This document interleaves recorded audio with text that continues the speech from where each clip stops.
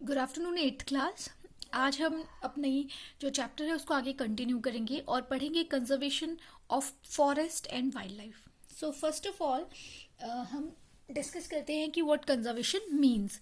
तो यहाँ पे मैंने कुछ एक पॉइंट्स को अंडरलाइन किया है जैसे कि आप लोग देख सकते हैं। So these are the main attraction points of this definition. So conservation can be defined as the care and protection of resources and organisms, fauna and flora for future generation. So, what is conservation is? Conservation is care and protection. किन की care and protection? Resources की। Resources क्या होते हैं? ऐसी कोई भी चीज़ या ऐसी कोई भी जगह जिससे हमें जो हमारी डेली नीड्स है हमारी वो फुलफिल हो रही है, दैट आर रिसोर्सेज। जैसे कि लाइट रिसोर्स क्या है? हमारे पास सन है, सन से हमें क्या है? लाइट जो है वो मिलती है। तो वाटर रिसोर्सेज क्या है हमारे पास? लाइक रिवर्स हो गई, लेक्स हो गए, पॉन्ड्स हो गए, दीज आर वाटर रिसोर्सेज। सो इस तरह के जो भी चीज़ें होती हैं जो हमारी नीड्स को फुलफिल करती हैं, दैट आर रिसोर्सेज। तो केयर एंड प्रोटेक्शन किनकी? एक तो रिसोर्सेज की, दूसरा ऑर्गेनिजम्स। कौन से ऑर्गेनिजम्स की? Fauna and flora. फौना का मतलब होता है एनिमल्स एंड फ्लोरा का मतलब होता है प्लांट्स। यानी ऑर्गेनिजम्स यानी प्लांट्स और एनिमल्स की for future generation. Future generation के लिए रिसोर्सेज की और ऑर्गेनिजम्स की प्रोटेक्शन करना, उनकी केयर करना को कंजर्वेशन कहते हैं। सो आई होप आपको कंजर्वेशन की जो डेफिनेशन है वो क्लियर हो गई होगी। नाउ ये जो कंजर्वेशन है ये किस बेसिस पे होती है या फिर कौन इस कंजर्वेशन को करते हैं? तो there are various kinds of people. कुछ वॉलेंटरली जो है कंजर्व करने में बिलीव करते हैं। अपार्ट फ्रॉम दैट एनजीओज जो हैं वो और गवर्नमेंट जो है वो भी क्या करती है? बहुत सारे एफर्ट्स करती है for the conservation of plants and animals and wild life. Now what is wild life? यानी फॉरेस्ट में या जंगलों में जितने भी प्रजातियां रहती हैं, that are known as wild life.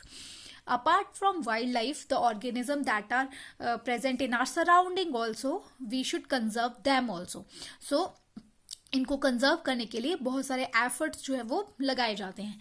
अगर हम बात करें हमारी गवर्नमेंट की, तो government has made several rules, methods and policies for the protection and conservation of these organisms. Wildlife sanctuaries, national parks, biosphere reserve, etcetera are the protected area for the conservation of plants and animals. So जो government है उसने क्या किया है? बहुत सारी जो है पॉलिसीज बनाई हैं, मेथड्स बनाए हैं। उसमें उन्होंने कुछ एक रिजर्व्ड एरियाज बनाए हैं जिनको हम या तो वाइल्ड लाइफ सेंचुरी कहते हैं, नेशनल पार्क्स कहते हैं, बायोस्फीयर रिजर्व कहते हैं।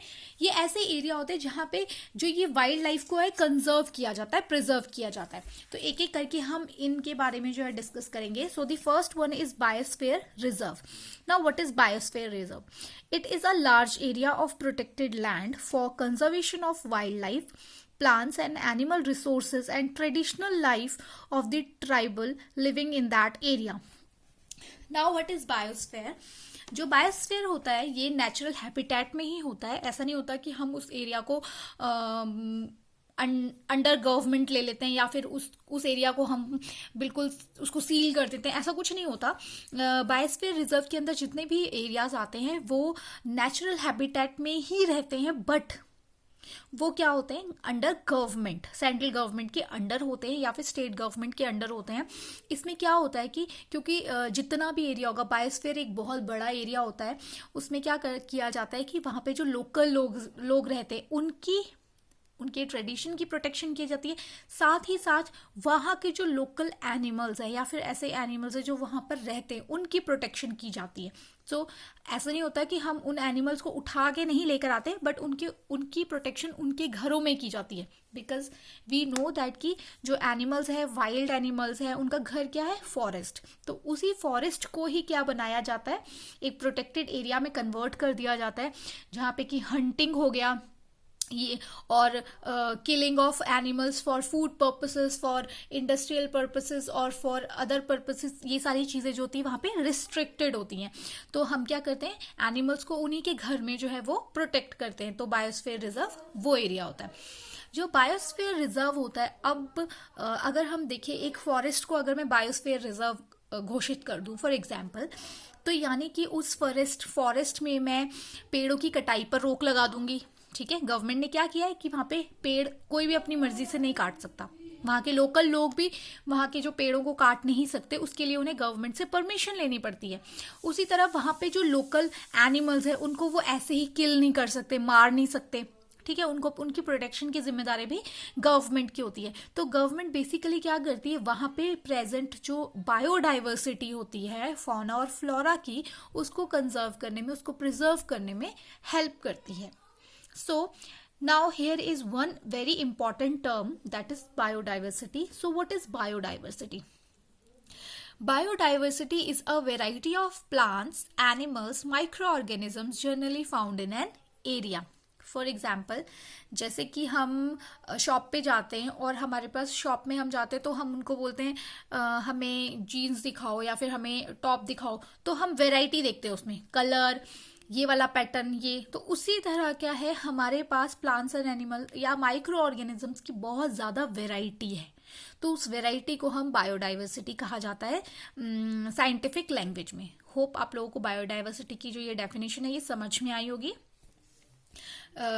Now move ahead.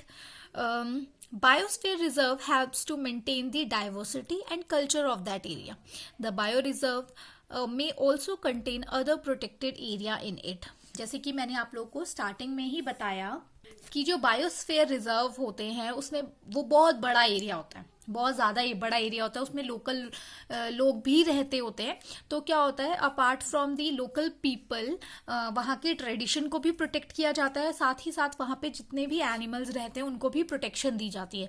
तो अगर हम बात करें कि एक बायोस्फीयर रिजर्व के अंदर कौन कौन सी चीज़ें आती हैं, तो उसके अंदर जो बायोस्फीयर रिजर्व है it also contain national parks और वाइल्ड लाइफ सेंचुरीज। तो इस तरह से, जैसे आप ये एग्जाम्पल यहाँ पे देख सकते हैं कि जो बायोस्फीयर रिजर्व है it also consist of national park and also wild life sanctuary. तो इससे आप अंदाजा लगा सकते हैं कि जो बायोस्फीयर रिजर्व एरिया होता है वो कितना बड़ा होता है। और ये जो बायोस्फीयर रिजर्व एरिया होता है इसका एक मेन फंक्शन होता है कि वहाँ पे रह रहे सभी ऑर्गेनिजम्स को प्रोटेक्ट करना, और साथ में साथ वहाँ पे जितनी भी ट्रेडिशनल एक्टिविटीज हो रही है या फिर वहाँ पे जो ट्राइब रहती हैं उनको भी और उनके कल्चर को भी प्रोटेक्ट करना।